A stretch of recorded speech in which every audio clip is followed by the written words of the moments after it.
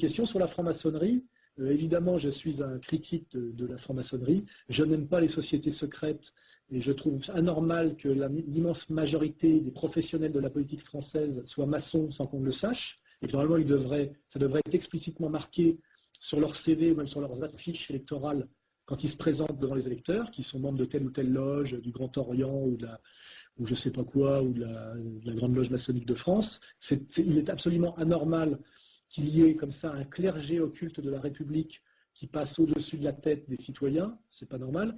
Mais je crois, pour nuancer, que si aujourd'hui on parle autant de la franc-maçonnerie, c'est que parmi tous les réseaux qui existent, la politique n'étant que de la domination par des réseaux, c'est que la franc-maçonnerie classique telle qu'on la connaît est en déclin aujourd'hui.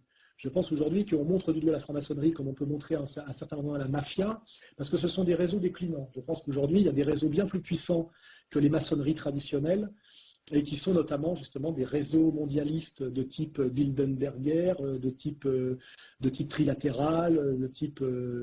enfin, vous connaissez tout ça, les gens qui sont sur la toile connaissent bien, et que si aujourd'hui les médias nous jettent un peu les maçons en pâture, c'est que ce sont des réseaux qui correspondaient à une domination plutôt franco-française de type 3e, 4e République, mais qui sont en perte de vitesse. Et que c'est parce que ces réseaux de domination occulte sont en perte de vitesse qu'on nous les jette un peu en pâture aujourd'hui et qu'on joue la carte de la transparence. Je pense qu'on nous montre les réseaux de domination jouent la carte de la transparence quand ils sont en perte de vitesse et qu'ils se cassent la gueule.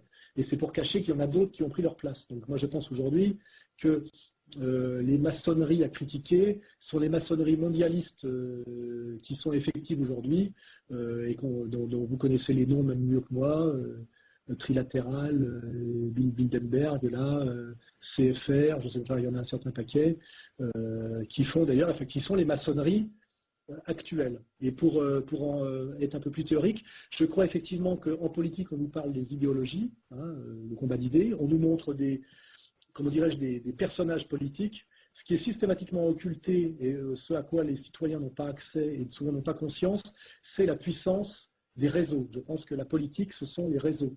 Et qu'on ne peut pas expliquer la politique autrement que par les réseaux. Et les réseaux, c'est ce qui est caché aux gens.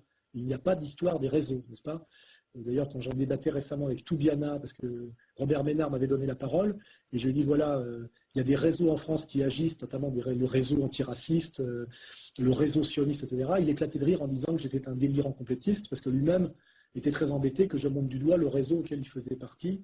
Et d'ailleurs, il faisait partie de plusieurs réseaux croisés et convergents, sans doute. Mais il faut bien avoir conscience, effectivement, qu'au-delà de la franc-maçonnerie, il faut critiquer tout ce qui est réseau de manipulation politique occulte, c'est-à-dire de gens qui appartiennent à des entreprises, des associations, et qui n'en font pas mention quand ils se présentent aux urnes devant les électeurs.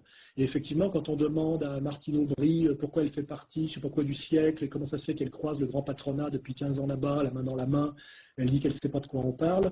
Quand on demande à Kerry pourquoi il fait partie de la même secte Skulls and Bones que Bush, d'un seul coup, il y a des flics qui arrivent sur l'étudiant qui a posé des questions et qui le neutralisent à coups de taser. Effectivement, on voit bien qu'il y a des questions qui gênent, notamment sur la question aussi de la cérémonie du Bohemian Club, etc. Il faut effectivement systématiquement exiger des hommes politiques dans la transparence face aux citoyens, aux électeurs, qu'ils disent à quel réseau ils appartiennent et pourquoi. Parce que quand on comprend l'appartenance au réseau des hommes politiques, on comprend mieux par qui ils sont tenus et pour qui ils roulent en réalité. Et quand on reste au débat d'idées, on est toujours dans le petit bain de la politique et dans la naïveté de la politique. Moi, je crois que pour comprendre ce qu'allait faire Sarkozy quand il serait élu, il fallait savoir quels étaient ses sponsors et à quel réseau de soutien et de collusion il appartenait. C'est ce que je disais, c'est comme un cycliste. Normalement, les hommes politiques devraient avoir un maillot sur lequel il y a explicitement marqué leur sponsor. Comme ça, on pourrait faire la différence entre leurs promesses et ce qu'ils vont faire réellement. Parce que quand on est payé par la Lyonnaise des Eaux, ou par le lobby sioniste, ou par je ne sais pas quoi, quel lobby, effectivement, il y a des politiques qu'on peut faire et ne pas faire, puisqu'on est là pour rembourser ses sponsors et défendre les intérêts de ceux qui vous soutiennent et vous financent. Et c'est là où il y a l'énorme mensonge, l'énorme non-dit de la politique, effectivement, c'est que les réseaux qui sont l'essentiel de l'explication de la montée en puissance ou de la perte de puissance des politiques sont systématiquement occultés et on ne découvre ces réseaux que quand ils se cassent la gueule. C'est-à-dire qu'on fait émerger les réseaux Pasqua et les réseaux africains de Pasqua parce que Pasqua s'est pété la gueule et que ce n'est plus lui qui a le pouvoir. Effectivement, il va au tribunal et on met à jour ces réseaux. Et c'est parce que ces réseaux sont morts et qu'il lui-même est mort sur le plan du pouvoir politique. Donc ce qu'il faut, c'est s'intéresser aux réseaux actuels de ceux qui ont le pouvoir actuel. Et c'est là qu'est la clé de compréhension des actions politiques, des hommes politiques et des dirigeants politiques. Les hommes politiques ne tiennent pas les promesses qu'ils vous font, ils ne font pas un travail politique qui correspond à la sociologie de leurs électeurs, ils font un travail politique qui correspond à leurs sponsors et à leur réseau de soutien. Voilà. Et c'est en ça, effectivement, c'est la maçonnerie au sens large qu'il faut systématiquement mettre à jour, critiquer, mettre à jour et critiquer effectivement toutes les maçonneries, les réseaux maçons. Voilà. J'espère avoir répondu à votre question sans être complotiste, de façon, je dirais, sérieuse et rigoureuse.